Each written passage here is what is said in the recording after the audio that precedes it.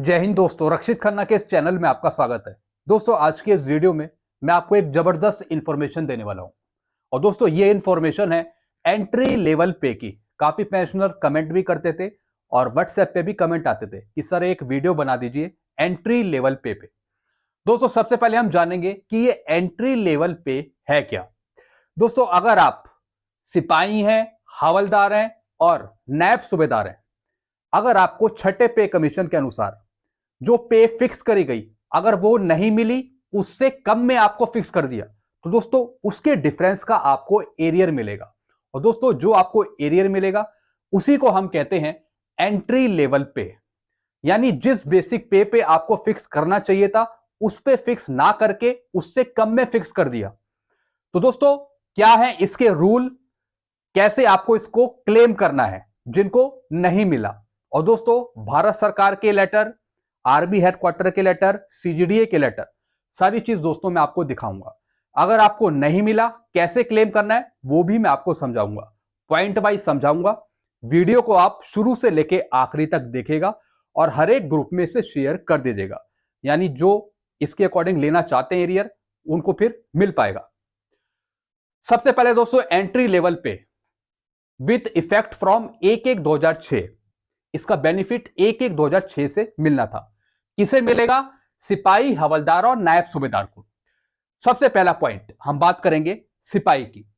यानी दोस्तों, जो सिपाही 1/1/2006 को सिपाही रहा है और 1/1/2006 से पहले वो इनरोल्ड हुआ है, ज्वाइन हुआ है और वो रिटायर हो गया हो 1/1/2006 के बाद कभी भी, और जिसकी बेसिक पे 1/1/2006 को 6,460 से कम में फिक्स करी है, तो फिर उनको एरियर मिलेगा। कब से कब तक का? 1/1/2006 से जब तक वो रिटायर हुए हैं, 1/1/2006 के बाद तक।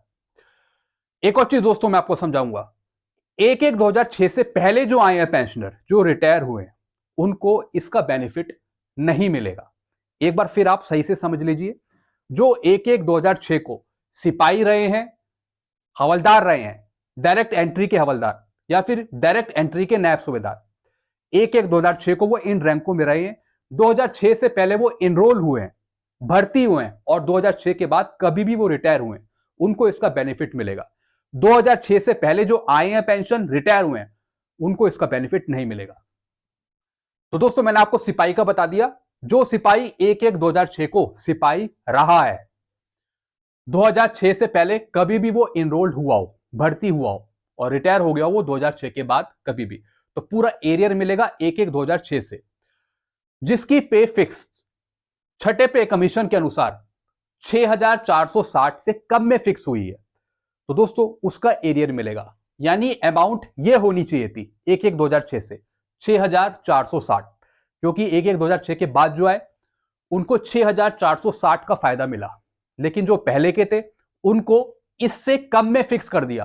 तो इस अमाउंट का और जो कम में फिक्स किया उसी के डिफरेंस का आपको एरियर मिलेगा 1/1/2006 से अब तक का, यानी जब आप रिटायर हुए। फिर दोस्तों, ये तो बात हुई सिपाही की। अब मैं बात करूंगा हवलदार की। दोस्तों, ये जो हवलदार है, ये सिपाही से नायक, नायक से हवलदार, उनकी बात नहीं कर रहा हूं। जो डायरेक्ट एंट्री थे हवलदार में 1/1/2006 को, और ये हवलदार ज्वाइन हुए, इनरोल हुए 1/1/2006 से पहले और रिटायर हुए 1/1/2006 के बाद कभी भी। जो डायरेक्ट एंट्री रिक्रूट थे हवलदार में, जैसे एजुकेशन कोर के मास्टर हो गए, वो छठे पे कमीशन के अनुसार उनकी बेसिक पे या फिर पेंशन 8,560 से कम में फिक्स कर दी, तो उनको एरियर मिलेगा 1/1/2006 से।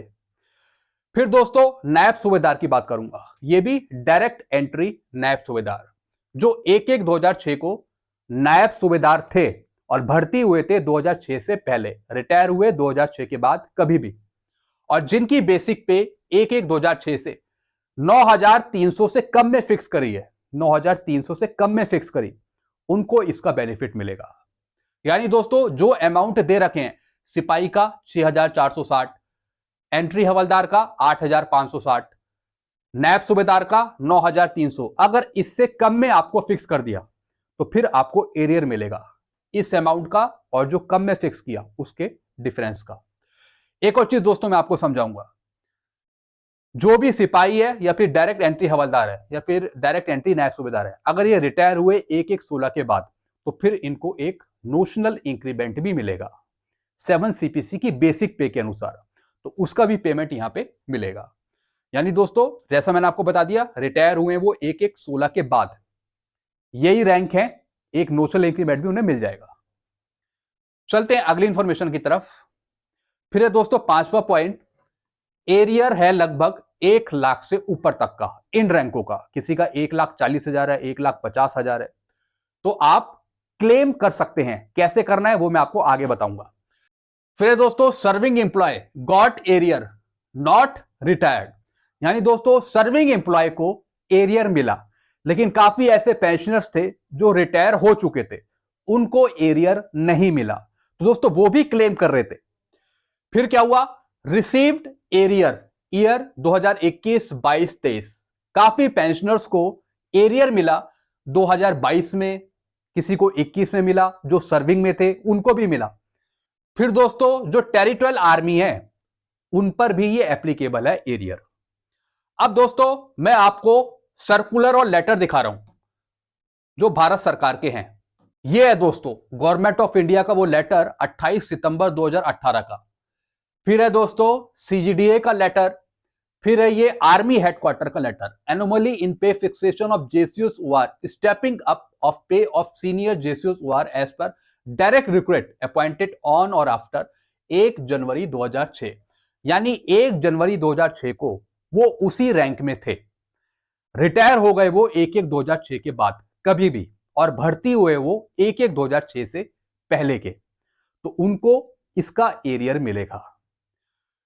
फिर दोस्तों अब मैं आपको एक फॉर्मेट दिखा रहा हूं, अगर आपको नहीं मिला तो इस फॉर्मेट को भरकर आप शिकायत डाल सकते हैं CP ग्राम में।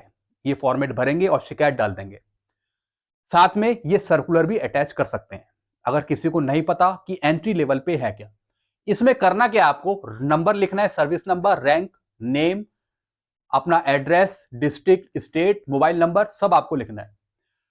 एडजस्टमेंट ऑफ बेसिक पे एंट्री लेवल पे, इसका सब्जेक्ट बता रहा हूं, since 1 January 2006 in respect of सिपाही, हवलदार, नायब सूबेदार, डायरेक्ट एंट्री हवलदार और नायब सूबेदार ओनली, यानी जो सिपाही थे 1/1/2006 को, फिर दोस्तों जो डायरेक्ट एंट्री के हवलदार थे 1/1/2006 को, फिर जो नायब सूबेदार थे 1/1/2006 को, और ये भर्ती हुए थे 2006 से पहले और रिटायर हुए हो 2006 के बाद कभी भी। फिर दोस्तों यहां पे सर्विस नंबर, रैंक, यहां पे नाम। फिर दोस्तों I was enrolled in army, यहां पे डेट ऑफ ज्वाइनिंग आ जाएगी, यहां पे डेट ऑफ डिस्चार्ज, कब आप डेट ऑफ डिस्चार्ज हुए, कब आप रिटायर हुए। फिर दोस्तों यहां पर आएगी आपकी पुरानी बेसिक पे, यानी जिसमें आपको कम फिक्स करा है, तो यहां पे वो अमाउंट आएगी। और नीचे आएगी, अगर आप सिपाही हैं तो आएगी 6,460, अगर आप हवलदार हैं तो आएगा 8,560, और नायब सूबेदार है तो आएगा 9,300। तो नीचे आपको वो लिखना है। तो इन दोनों के डिफरेंस का ही आपको एरियर मिलेगा। जैसे मैंने आपको बताया, अगर आपको कम में फिक्स करा है तो जो कम वाली अमाउंट है वो यहां पे आएगी सबसे ऊपर, और नीचे आएगी जो होनी चाहिए 1/1/2006 से, वो आपकी अमाउंट आएगी। तो दोस्तों इसका बेनिफिट आपको मिल पाएगा, और दोस्तों इसकी कार्यवाही आप कर देंगे, नीचे आप सिग्नेचर कर देंगे और फिर लगा के भेज देंगे। तो दोस्तों एक ये छोटी सी इंफॉर्मेशन थी जो मैंने आपके साथ शेयर करी। आई होप सारी चीजें आप अच्छे से समझ गए होंगे। कुछ और आपको समझ में नहीं आता इसके रिगार्डिंग तो फिर आप नीचे कमेंट कर सकते हैं। वीडियो आपको अच्छा लगता है वीडियो को लाइक करें और चैनल को आप सब्सक्राइब कर सकते हैं। Thank you so much.